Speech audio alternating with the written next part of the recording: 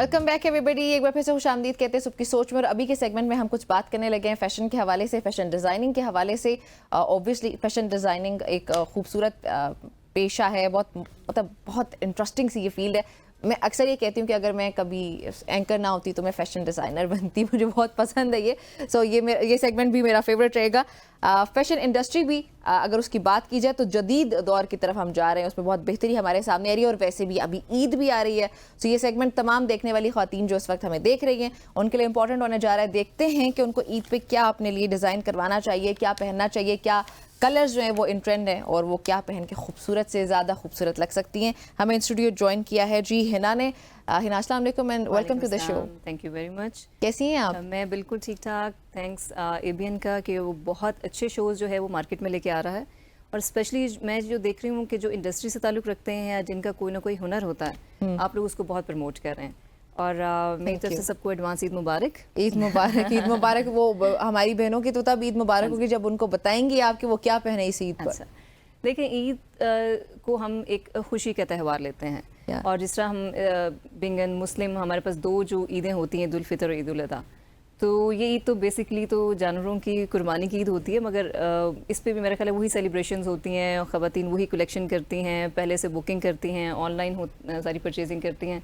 और साथ साथ मैं तो ये करती हूँ लाजमी कि मैं ईद को उसी तरह ये ईद भी चूड़ियाँ मेहंदी, रात को चांद रात मनाना और ये सब कुछ, और मीठा उसी तरह। तो वो मुझे लगता है ईद उल फितर की तरह ही आप इसको मनाती हैं। ईद को ईद की तरह मनाना, खुशियों की तरह मनाना। हाँ, खुशियों की तरह। ये तो गोश्त की ईद होती है, सो लोग ज्यादातर गोश्त बीफ की तरफ भाग रहे होते हैं। लेकिन अभी फैशन ट्रेंड्स क्या हैं ईद के लिए खास तौर पे? जैसे ईद उल फितर भी हमें देखा था गराराज वर वेरी इन। आप इवन लॉन के कपड़ों में बड़े खूबसूरत गराराज बन के आए हुए थे, सो वो एक ट्रेंड था। अभी इस ईद पे क्या ट्रेंड्स हैं? इस ईद पे जो अगर मैं अपने ब्रांड के हवाले से बात करूं तो जो हम प्रमोट कर रहे हैं ज़्यादातर पेस्टल कलर्स, लाइट कलर्स, क्योंकि इस टाइम ईद पे गर्मी बहुत होती है। और वो लाइट एम्ब्रॉयडरी के साथ, क्योंकि हमारा जो ज़्यादातर काम है वो टोटल हैंड एम्ब्रॉयडरी है। हम वो आम डिज़ाइन इस तरह वो बिल्कुल वो नहीं कर रहे कि हम मशीन वर्क करवा के ऊपर एम्बेलिशमेंट करवा दें। तो हम ज़्यादातर needle work, white embroidery, white ही सीक्वेंस, मतलब सॉर्ट ऑफ लाइट टच के साथ, और पेस्टल कलर्स, लाइट कलर्स। हाँ, तो अभी लड़कियों को लाइट कलर की तरफ ही जाना चाहिए। एक तो गर्मी की वजह से भी, वैसे भी वो डिपेंड करता है। ईद पे आप ब्राइट कलर भी पहन सकते हैं, बिकॉज इट्स ईद, तो वो आप शौक भी पहन सकते हैं। जैसे लाइट ऑलिव ग्रीन कलर बहुत अच्छा लगता है गर्मियों में।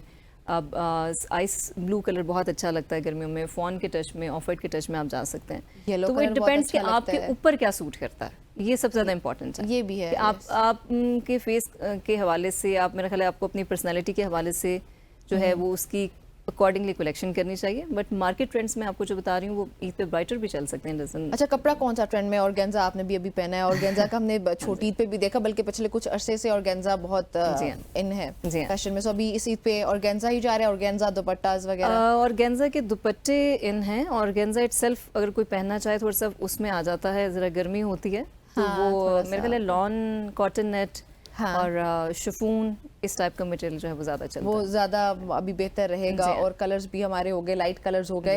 अच्छा, फैशन इंडस्ट्री काफ़ी रेवोल्यूशनराइज कर रही है, मज़ीद बेहतरी हम आते हुए देख रहे हैं।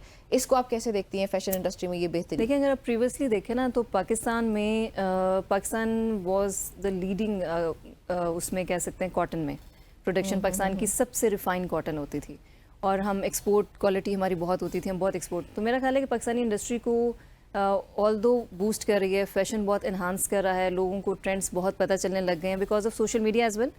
तो मुझे लगता है कि इस इंडस्ट्री को, टेक्सटाइल को मज़ीद स्ट्रॉन्ग करने की ज़रूरत है, टैक्सेस कम करने की ज़रूरत है और ये चीज़ें, तो ताकि हमारी इंडस्ट्री जो है वो एक्सपोर्ट। तो कल बजट पेश हुआ, टैक्सेस बढ़ गए हैं। हाँ जी, टैक्सेस बढ़ गए अनफॉर्चुनेटली मगर इसको फोकस करने की ज़रूरत है ताकि हमारी एक्सपोर्ट जो है वो ज़्यादा बेहतर हो सके। हाँ, एक्सपोर्ट के लेवल तक हम जाएँ। आई विश हम रहे हैं। पाकिस्तानी डिज़ाइनर्स तो वैसे आपको पता है, इवन बॉलीवुड के सेलिब्रिटीज़ पाकिस्तानी ब्रांड्स को या पाकिस्तानी डिज़ाइनर्स के कपड़ों को पहनते हैं। बिल्कुल। तो जब बॉलीवुड इंडस्ट्री इतनी बड़ी इंडस्ट्री है तो पाकिस्तान के डिज़ाइनर्स को तो इतना ज़्यादा नाम है, तो वो ऑब्वियसली एक्सपोर्ट्स की हद तक हम बहुत बल्कि बड़े लेवल तक जा सकते हैं। बड़ा अच्छा पॉइंट आपने रेज़ किया है। और एक और पॉइंट होता है पाकिस्तान में कि जब भी ईद आने लगी होती है तो हम लोग कहना शुरू कर देते हैं ईद के बाद जो भी काम होता है हम डिले कर देते हैं, ईद के बाद देखेंगे। उन कामों में एक शादी भी है, तो हर ईद के बाद शादियों का जो रुझान है वो बढ़ता चला जाता है। अभी इस ईद पे शादियों के बाद शादियां होने लगी हैं, सॉरी, सो शादी के सीजन के लिए क्या ट्रेंड्स हैं?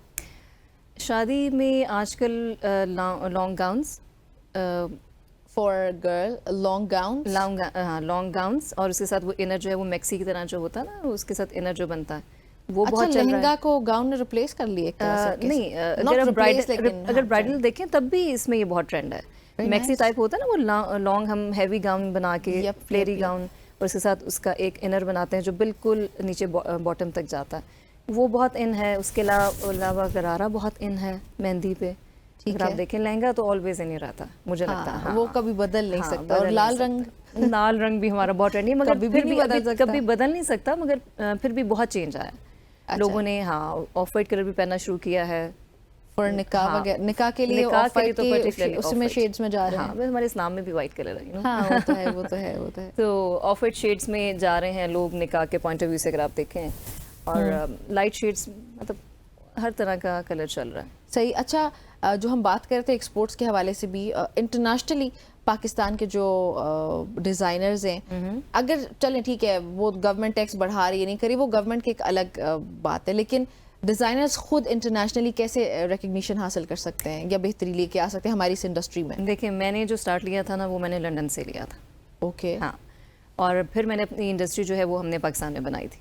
तो मेरा ये ख्याल है कि जब आप किसी इंटरनेशनल लेवल पे अगर ख़वातीन को मौका मिलता है, तो पाकिस्तान का काम, मैं कहती हूँ कि शायद किसी भी कंट्री, हम इंडिया को लेते हैं, बांग्लादेश को लेते हैं, आप उनके काम को कंपेयर करें और पाकिस्तान के काम को कंपेयर करें, तो मेरा ख्याल है there is a lot of difference कि हमारी क्वालिटी ऑफ वर्क बहुत अच्छा है। इट्स ओनली ये कि हमें प्रमोट करने के लिए आईटी के जो चैनल्स हैं उसमें हमें मार्केटिंग कैसे करनी है, ब्रांडिंग कैसे करनी है, सोशल मीडिया पे कैसे लेके आना है। इट्स नॉट कि आप बाहर बैठ के इस चीज़ को प्रमोट करें, आप पाकिस्तान में बैठ के भी बहुत अच्छा प्रमोट कर सकते हैं। हम पहले तो इतने सोशल मीडिया के चैनल्स नहीं होते थे जिस पे हम प्रमोट कर सकते, बट नाउ अब मेरा ख्याल है कि आप बहुत कम सरमाए के साथ भी अपने सोशल मीडिया पर प्रमोट कर सकते हैं।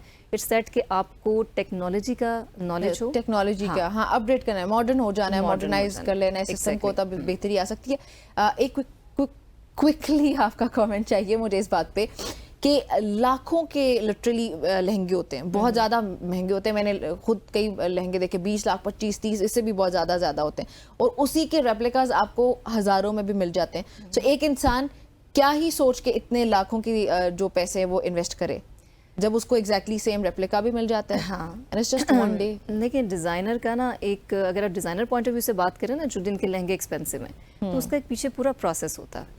वो इट्स नॉट दैट कि आपने जिस तरह रेप्लिका आई, उन्होंने एक चीज़ को कॉपी पेस्ट की और मार्केट में ले आए। अच्छा, वो फील नहीं हो रहा होता इतना ज़्यादा फ़र्क आपको? या मे बी नहीं, मेरा ख्याल है जो पहनते हैं हाँ, मगर ये कि इंसान को अपने बजट में रह के चीज़ करनी चाहिए। अगर आपका इतना बजट है कि आप स्पेंडिंग कर सकते हैं, तो आप जो कि अगर आपका शौक भी रखते हैं तो आप कर सकते हैं। अगर आपको लगता है कि नहीं, हमें इस इवेंट पे वन डे के लिए इतना नहीं स्पेंड करना चाहिए, तो आप उसके रेप्लिकास ले सकते हैं, या लेस कॉस्ट में भी आप लोगों से बनवा सकते हैं उस चीज़ को। लाजमी नहीं कि आप रेप्लिका लें। तो वो हैंड एम्ब्रॉयडरी जो होती है, बेसिकली हाथ का जो काम होता है ना, वो एक्सपेंसिव होता है। तो ये हैंड एम्ब्रॉयडरी की वजह से इतने ज़्यादा? जी हाँ, क्योंकि हाथ का काम इट्स नॉट दैट आपको जल्दी हो जाएगा, इट टेक्स टाइम। तो उस वजह से उसकी जो कीमत होती है वो डिफरेंट होती है। Thank you so very much for joining us Hina, बहुत शुक्रिया में ज्वाइन करने के लिए। ये कुछ फैशन ट्रेंड्स के हवाले से हमने बातचीत की है, और ये थी हमारी आज की सबकी सोच। आप सब ने अपना और अपनों का बहुत सारा ख्याल रखना है। इजाज़त चाहती हूँ, अल्लाह हाफिज़।